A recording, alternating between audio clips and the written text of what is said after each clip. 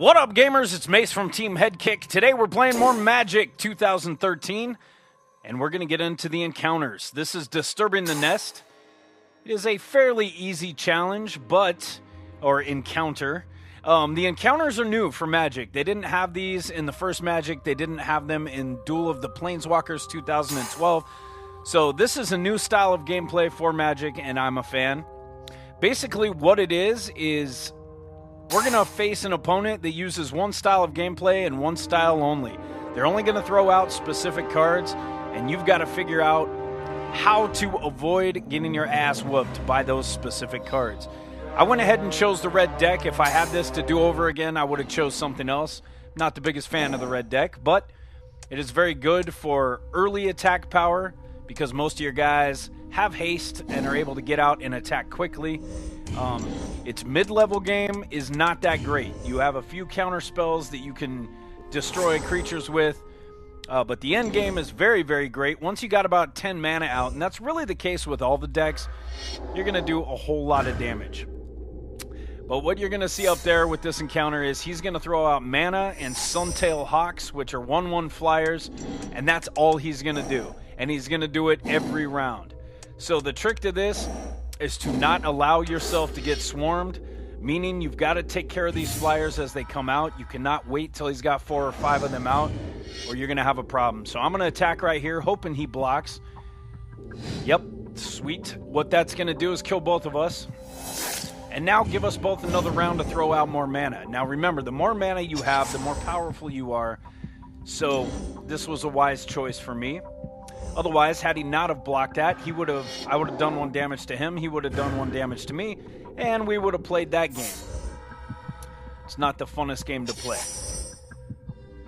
So, I didn't get any more mana, which is bad news, but I'm going to go ahead and throw the Ruby Medallion out. That's going to make my red spells cost 1 mana less, so I'm going to be able to get out some of these things.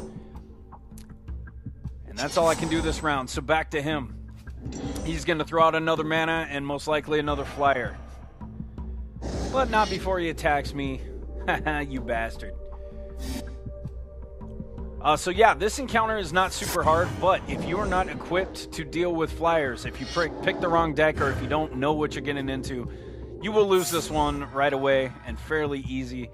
Once you stack up flyers, especially if your opponent doesn't have defense, you're going to kill them very quickly. So I'm having a lot of fun with this game. I'm going to make you guys some videos. I've done a bunch of the encounters now. In fact, I've beat all of them. But I haven't made videos for all of them, and I don't think I'm going to because the truth is there are so many encounters and so many levels, and I don't feel like making 100 videos for Magic the Gathering. This is more of just a personal fun time for me. I know this does not have great viewership. I'll probably only get a few hundred, maybe a couple thousand views per Magic videos. And it's really because it's just a small community, you know? I've been a fan of this game since way back the card game when I was a kid. And I've followed it ever since. I've played it ever since. I have a lot of the cards. Yeah, I'm one of those nerds that collected them back in the day. I haven't been collecting for the last decade, but I still have a lot of my old ones. And now I've got a 2/2 out, and I've got a flyer that can attack, but I can boost him to attack. So he would be a good defender, but truthfully, I'm just going to have to take it on the chin a couple more rounds, get some more mana out. And you guys can see how this becomes problematic. I mean, already he's got 3 flyers out. I've got 1 flyer out that cannot defend. And that's just bad AI for him. He should have attacked me with both, but instead he attacked me with 1. That's fine. I'll take 1 hit point. He's winning right now. I've got 17 life. He's got 20. So I've got to turn this around and do it fairly quickly. I'm going to go ahead and get this guy out too. Now, the whole point of these, obviously, I'm not able to attack yet. But I do have a 2/2. That's going to cost him 2 of his flyers if he chooses to block it. So I'm hoping he does. If not, I'm going to go ahead and do my damage. Yep. Okay. So now we're a little closer in hit points. And I want to keep it close. Either that or total domination. The one thing you never want to do is be on the receiving end of just getting your ass whooped and not returning fire. Because then you lose and you look like a scrub. Not fun. I'm going to go ahead and take those 2 on the chin because, once again, it's only knocking me down to 15 hit points. You start the game with 20. The red deck, unfortunately, is not a healing deck, so I'm not going to be able to heal myself. So I'm going to have to do some major damage here very quickly. Again, I'm going to attack with this 2-2, force him to block. If he doesn't block, I'm going to go ahead and take 2 more of his hit points. But I hope he blocks it, because if he does block this, it's going to wipe out 2 of his flyers and make it a little bit more manageable. Yeah, there we go. All right, so I baited him. And that was just a big trick. And the reason I'm tricking him is because I've got cards I can boost. You're going to see not only my flyer, but my other card with haste down there. Both of these I can boost like this. That's going to add mana to them and add attack power to them. But of course, he's going to throw out another Hawk. Now, like I was saying earlier, these Hawks are not dangerous by themselves. They're just not. The white deck is very, very impressive. Extremely strong healing and attack deck. But it does take time to make that white deck powerful. And when you're just using flyers like this, it's not that powerful. I can imagine it would be frustrating if you're not used to playing flyers. Or let's say you're playing the green deck on this challenge. And you don't have anything with reach. That could be really frustrating. So I guess choosing the red deck was a good idea. That was an awesome card, because that just did 4 damage to him and then 1 damage to each of his flyers. They only have 1 hit point, so it killed them. And now I can bring the pain. It's not a lot of pain yet, but this next round should be fairly furious. And yeah, I am having a blast playing this game. You know, I keep saying it. This is one of those just relaxing games where you can just take your time and kind of chill. It's good when you need to get away from the fast-pacedness of, you know, first-person shooters especially. I play a lot of Halo. I play a lot of Call of Duty. And, you know, that's always fast-paced, run-and-gun action.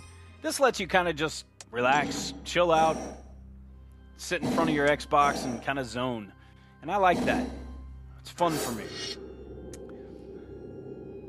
All right, so I have turned the tide of this battle now. I've got a big boy. And that is going to make all the difference, because now he's going to be incapable of killing this card. And the only thing he's really going to be able to do is block it. And each time he does block, I'm going to wipe out his blocker. So that card right there was what turned the tide of this encounter. That card ensures and pretty much guarantees my win. So that's the trick, guys. What you want to do, it doesn't matter what color deck you have. You want to have something that can deal with flyers, because in this encounter, all it's going to be is Hawks and mana. Or you're going to do basically what's called a mana rush, and you're going to get your rush out just to get 1 big card out. Because if you get 1 big card out, you'll win this. My 6/6 with haste is now unstoppable. There's nothing he can do. So now I can just start bringing the heat. He can only block 1. I've got 2 attackers. It behooves him to take out the 6/6, but that's going to kill him. Meanwhile, I'm sneaking in damage behind it with my other attacker. And so, yeah, this encounter, not too tough. I'm going to bring you guys some more of them, but I'm not going to bring you all of them. And again, like I said, if you're interested in playing Magic with me, just let me know. I play a lot, and I play a lot online. I try to play with you guys as much as I can. My gamer tag is Headkick, 2 words. But my friends list is full. It's always full. I get 100 requests a day. And I'm a little selective of who I play with. If you're not a trolling douchebag that's out to hack my account and, you know, make me look bad online, then you got a good chance of playing with me. You know, I try to play with everybody as much as I can. But if you're some asshole that comes in and, you know, tries to troll me, tries to grief me, that kind of stuff, I take it personally. I really don't like it. And I understand trolling gaming and grief gaming can be fun to watch. It's just not fun when you're on the receiving end of it. And so I am selective. But if you're not friends with me on Facebook, go like Teamheadkick on Facebook. Whenever I host an open lobby, that's where I will put it.